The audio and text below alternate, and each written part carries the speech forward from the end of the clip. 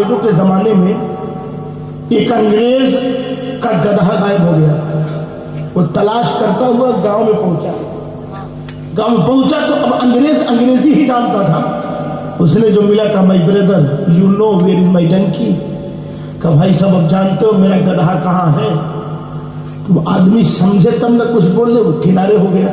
दूसरा मिला, उससे भी कहा यू नो, वो भी किनारे। तीसरा मिला यू नो, वो भी किनारे। सब एक जगह इकट्ठा हुए। गांव वालों ने कहा बड़ा गड़बड़ हो गया, पता नहीं अंग्रेज को क्या चाहिए, परेशान है, भूखा है, प्यासा है, मुसीबत में है, क्या चाहिए। सबने कहा अच्छा अब एक ही रास्ता है, उस पढ़े लिखे को बुला लिया जाए। वही तो है गांव में एजुकेटेड, गांव में वही एजुकेटेड है, उसी को बुलाया जाए। बुलाया गया, कहा बात करो अंग्रेज से। वो भी ऐसा पढ़ा लिखा था कि इत्तेफाक से 2 ही वर्ड याद किया था। अंग्रेजों से सुन कर एक यस याद किया था, एक नो याद किया था। मगर मुसीबत ये थी कि इन दोनों का वो ट्रांसलेट नहीं जानता था, तर्जुमा नहीं जानता था, अर्थ ही नहीं जानता था। इन दोनों के प्रयोग को कब करना है, कैसे करना, कुछ खबर नहीं। जब तर्जुमा ही नहीं जानेगा तो प्रयोग क्या करेगा, बस याद कर लिया था। गांव वालों के बीच में खड़ा हो जाता था, लोग कहते थे कि हाँ ये इस बार बारिश बड़ी अच्छी हुई है, फसल अच्छी होगी। फिर शुरू हो जाता था यस यस यस यस। गांव वाले चुप हो जाते, भाई पढ़ा लिखा आदमी बोल रहा है। गांव वाले कोई बात कर रहे, मशवरा कर रहे, शुरू कर देता था नो नो नो। लोग समझते थे बड़ा पढ़ा लिखा आदमी, क्या बात किया जाए। लोग पकड़ के लाए, चलो अंग्रेज से बात कर लो। आया अंग्रेज ने कहा you know where is my donkey, तू जानता है मेरा गधा कहाँ है। बोला यस। क्या बोला, यस। अंग्रेज ने पूछा please tell me, give me. कहीं जानते हो तो दे दो, बता दो। इसने सोचा अभी अभी यस बोला है, वो रिपीट करूंगा तब तो फंस जाऊंगा। बोला तो दूसरी अंग्रेजी बोलनी पड़ेगी। बोला नो। हमने बोला सीरियसली यू नो। बोला यस यस। बोला प्लीज टेल मी। बोला नो। 2-3 बार यही रिपीट हुआ कि जानता मेरा गधा कहाँ है, तो ये बोले यस जानता हूं। फिर बता किधर है। बोलता था नहीं बताऊंगा। अंग्रेज को गुस्सा आ गया और कायदे से पीट करके जाने लगा। जितना उसका जी किया, कायदे से मारा मार के जाने लगा और गाली देता हुआ अंग्रेजी में ब्लडी फूल, ब्लडी चीफ और न जाने क्या क्या कहता जा रहा था। लोगों ने कहा अरे यार तू तो इतने दिन से बेवकूफ बनाया था, हम समझते तो पढ़ा लिखा आदमी है, मगर तू कैसा आदमी है। अंग्रेज मारा भी है और तुझको जो है गालियां देते हुए जा रहा है। तू इतना ढीठ आदमी था, कहा तुम लोग जाहिल के जाहिल ही रहोगे, तुम लोगों को कुछ खबर है। अरे वो मार नहीं रहा था, वो तो मुझको शाबाशी दे रहा था, शाबाशी दे रहा था। और वो गाली नहीं दे रहा था, वो बार बार रिक्वेस्ट कर रहा था। इतना पढ़े लिखे आदमी हो, इस गांव में क्या कर रहे हो, चलो मेरे साथ लंदन में तुम्हें बढ़िया नौकरी दिलवा दो। तो इसलिए नई जगह पे डर लगता है। बहरहाल आप लोग समझ रहे हैं ना। तो जरा सा दोनों हाथों को उठा के बता दीजिए कितने लोग नहीं समझ रहे हैं। सब समझ रहे हैं। आप लोग अगर मुनासिब समझे तो इधर काफी जगह है ना।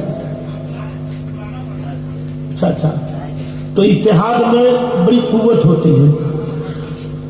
तो अब मैंने अर्ज किया मेरे आका सल्लल्लाहु अलैहि वसल्लम की तशरीफ आवरी का मामला कि मेरे आका सल्लल्लाहु अलैहि वसल्लम दुनिया में तशरीफ लाए, मगर इस तशरीफ लाने को सबसे पहले हम हजरत ईसा अलैहिस्सलाम के जुमलों से अपनी शुरुआत में अपनी गुफ्तगू का करता हूँ। हजरत ईसा अलैहिस्सलाम एक किताब है जिसमें आपने अपने उम्मतियों से खिताब किया था और उस किताब का नाम है जोहर। आपने कहा ओ Israel, hereafter I will not talk much with for the prince of this world come they hate nothing in me। फिर उसी किताब में फिर कहते if you love me keep my commandment and I will pray the God and he shall give you another comforter that he may be added with you forever whom the Father will send in my home। He shall teach you all things and bring all things to your remembrance and whatsoever I have said unto you। तो ईसा अलैहिस्सलाम अपने उम्मतियों से कहते हैं ए बनी Israel, और ये old testament में मौजूद है। कहते हैं ए बनी इसराइल, अब मैं तुमसे ज्यादा बात नहीं करूंगा क्योंकि मेरे बाद कायनात का प्रिंस यानी राजा आने वाला है। मेरे बाद कायनात का राजा आने वाला। कहते दहेज जन्नती इनमी, मेरा और उनका कोई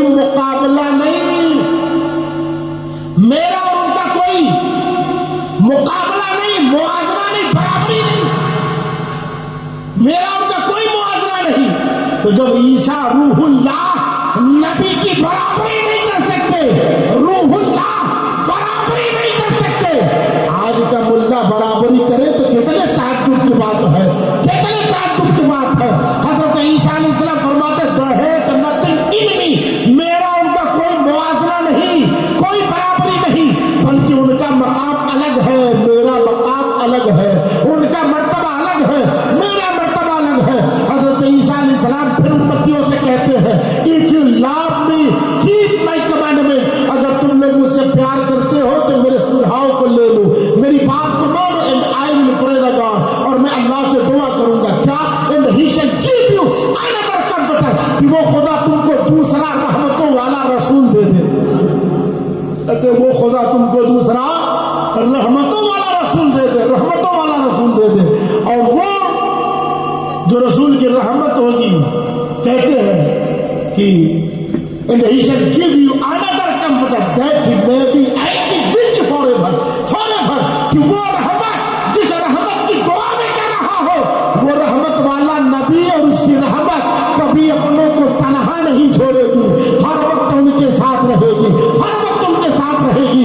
حضرت عیسیٰ علیہ السلام نبی آخر الزمان کی آمد کو بیان کر رہے ہیں، میرے سرکار کے آنے کا منظر بیان کر رہے ہیں۔ وہ آئیں گے رحمت للعالمین بن کر آئیں گے، وہ آئیں گے تو کائنات کے پرنس بن کر آئیں گے، وہ آئیں گے تو کائنات کے راجا بادشاہ بن کر کے آئیں گے۔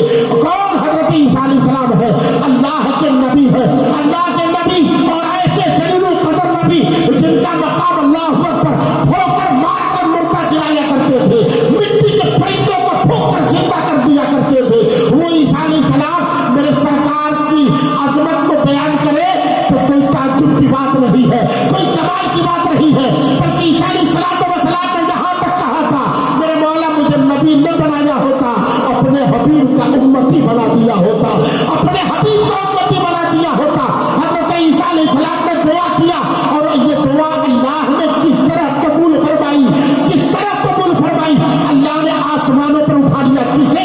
حضرت عیسیٰ علیہ السلام کو آسمانوں پر اٹھا لیا، اور اللہ کا قرآن فرماتا وما قتلوہ وما صلبوہ، نہ انہیں پھانسی دی گئی ہے